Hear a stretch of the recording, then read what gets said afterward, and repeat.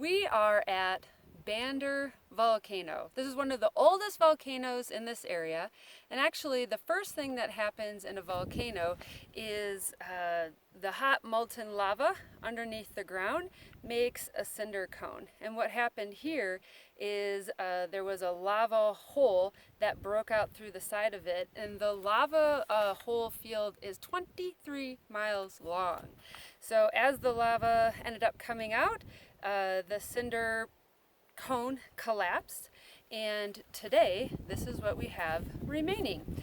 Right now we are at an elevation of 8,000 feet, and the crater is roughly 800 feet deep. You could stick an 80-story building down in that thing, and it is about 1,400 feet wide at its widest. The temperatures of the molten lava in this area could have reached up to 2,000 degrees Fahrenheit.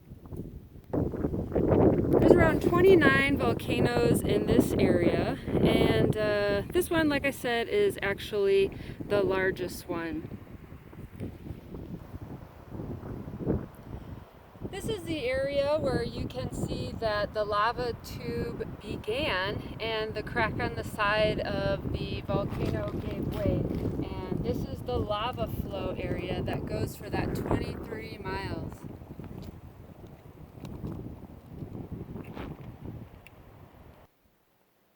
Here you can see the remnants of a lava tube that has cooled. There's actually no exit anymore, but as time goes on, water leaches through these rocks and the elements that are within them start to show. So if you see white, that is typically the calcium coming out of the old lava. If you see yellows, that's sodium and sulfur coming out of it. And then red, of course, is the iron. Other elements that are in lava are oxygen, silicone, iron, aluminum, calcium, magnesium, sodium, sulfur, potassium, titanium, and the traces that we talked about. I think I might take some of this and eat it on a regular basis. Might make me healthy. Yep, that's sulfur. Calcium, just like milk. Here you can see a cross-section of this volcano. Like I said, it's a cinder cone, and it begins when the earth starts to swell, and then eventually a crack breaks open and the high-pressure lava begins spraying out. And then the molten rock hardens in mid-air and falls down to the ground as cinder. As the eruption continues, the cinder cone gets larger and larger. What you see right here shows the various sized cinders that make up this mountain. So here is our volcano's twin, and you can see off in the distance, here's another one. Whoa, we're gonna have to zoom to see that. There's one, oops, that's a tree. Right there, another one right there. I mean, we are in the land of volcanoes. The crack in this tree was most likely caused by lightning. That's probably also why it lost its top. One of the reasons that there's so much lightning that happens in volcanic areas is because of the iron that's still in the rocks. But it's a great place for both plants and animals to live because it's very porous. And as you can see, we have a beautiful forest in front of us.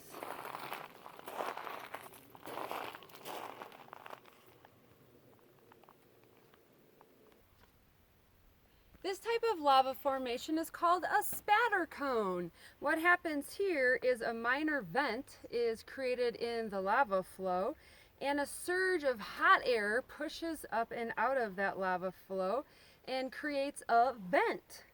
When the air breaks through the surface, the lava splashes out and it cools really quickly and it makes a hole like you see here.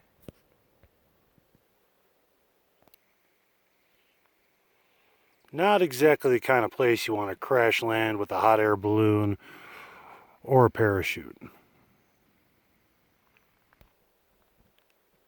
Here's another really cool bubble cave. So one of the disadvantages of being a tree in a lava field is that your roots don't often go very deep. And because they tend to be shallow, they often are very vulnerable to winds. And that's why we get some gnarly, twisted trees in this area. The benefit, though, is you're probably protected from logging. Twisted and gnarly! This is a large sinkhole. Sinkholes are created when lava tubes collapse. Sometimes the surface just stretches following a depression and it gives way. And yeah, I don't know what happens other times. Sinkhole! Ah! The circular stacks of lava that we can see here are some Anasazi Indian ruins. If you look really carefully at the stack of lava rocks, they kind of form a wall in front of this small cave. And this was actually an ideal place to take shelter because lava rock is actually a very good insulating material. This is another section of the lava tube. The lava tube is formed when molten lava pours out of a volcano. The surface hardens, and then the lava below the surface continues to flow. The porous lava acts as like an excellent insulator and keeps the lava hot beneath the surface.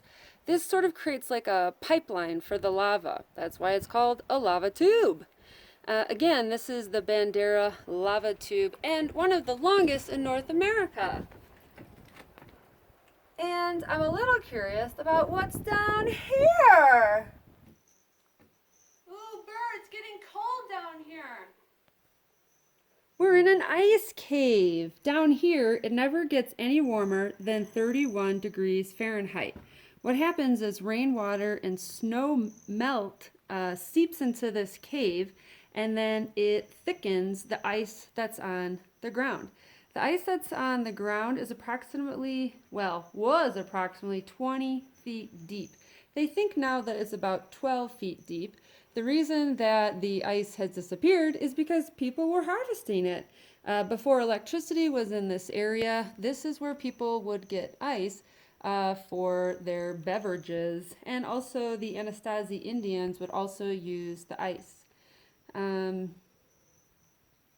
They are estimating that the oldest ice that's at the bottom of this ice cave is around 3,400 years old.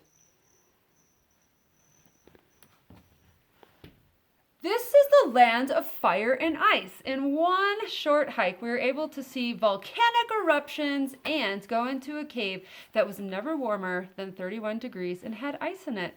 I love this area.